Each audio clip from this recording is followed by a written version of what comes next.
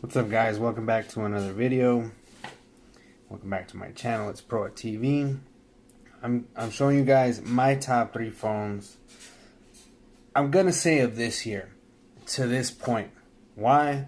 Because we're still waiting for the new Google Pixel XL. We're waiting for the Note 8 to come out, even though it already came out. Well, it's on pre-order. But as of right now, when you can get online and order something, these are my top 3 phones right here, guys. So, Galaxy S8, HTC U11, and the OnePlus 5. And as you can see, these are all basically normal sized phones. If you guys want a super phone or a super big phone or a phablet, obviously you would go with the S8 Plus instead of the S8. The HTC U Ultra if you want something bigger, or I mean, there's no alternative for this one. So these are all, and the reason why they're my top 3 is not just because of the size, but because of the overall phone experience. Okay, and as you can see, they all look a little bit different, and this is why. And this is, I'm not only going to go over a few features of these phones, but I'm going to show you when you go and buy an Android phone, why do they all look different. So the OnePlus 5, usually it's close to stock Android. And what I mean by stock Android is Android, think of iOS. iOS sells iPhones and iPhones only, and that's because that's all they want to do. That's they have a specific user interface. Nobody touches it, and that's that. It's a closed source, so that's what you get. As far as Android, it's an open source. So what you get with that is you get other OEMs to put their own touch to it, you know? So OnePlus 5 has always done a close to stock Android feel to it. Exactly. This is pretty much what stock Android looks like, except a few tweaks here and there. And as you can see, it's so fluid. You can swipe up from any part of the screen, and the app drawer will go up, or if you swipe down, you have the notification bar. HTC is close to stock Android, and there you go. You can see why. It's pretty close to stock Android, as opposed to Samsung, where it's not. And obviously you can customize that too, but they're more stock-ish. You can't really see, but it's stock-ish. So I love what Samsung did this year as far as their user interface goes. It is so fluid, it's fast, it hasn't really lagged on me, which is a first in my opinion with Samsung, because there you go. Because we all know Samsung, you guys, your user interfaces have always been kind of laggy. But not this year, you know. Good job, guys. I mean, good job, Samsung.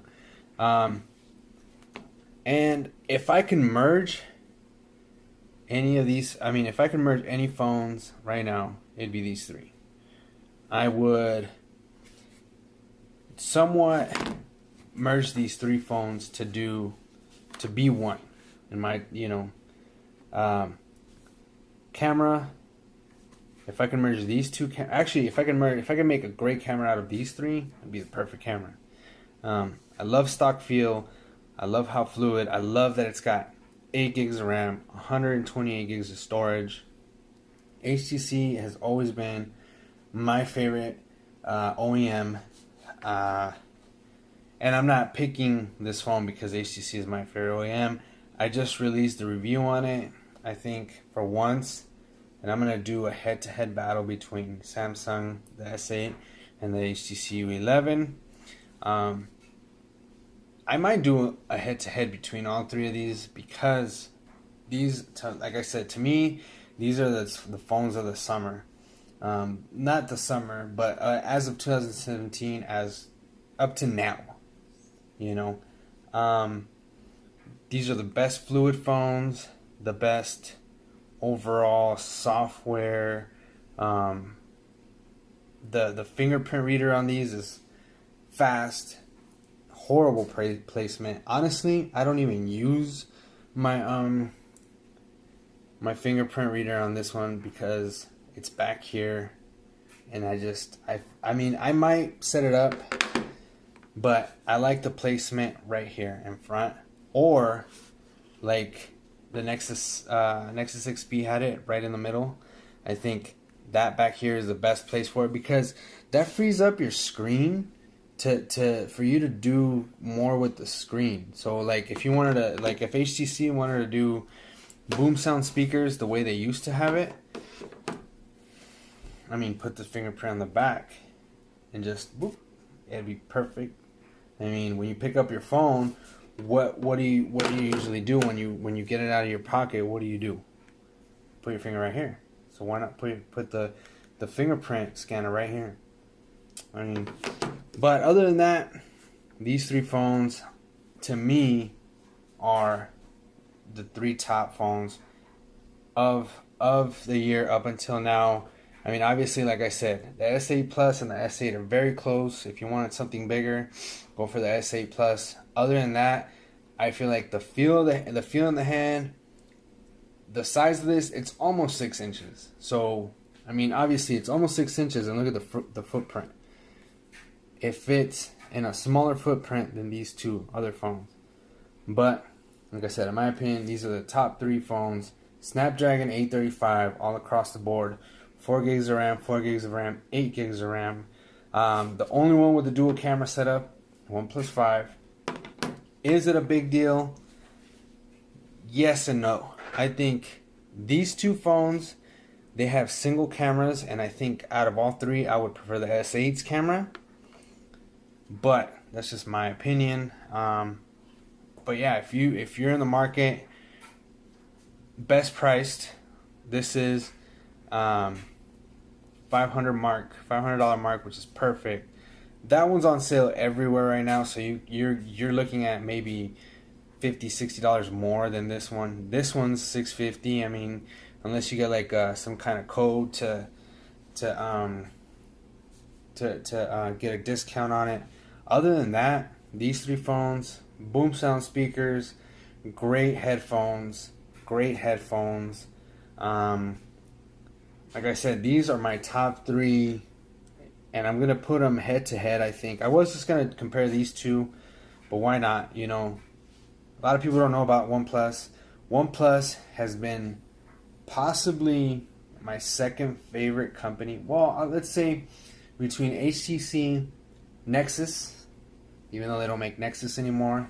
I never got the Google Pixel because I got sad that they got rid of the Nexus.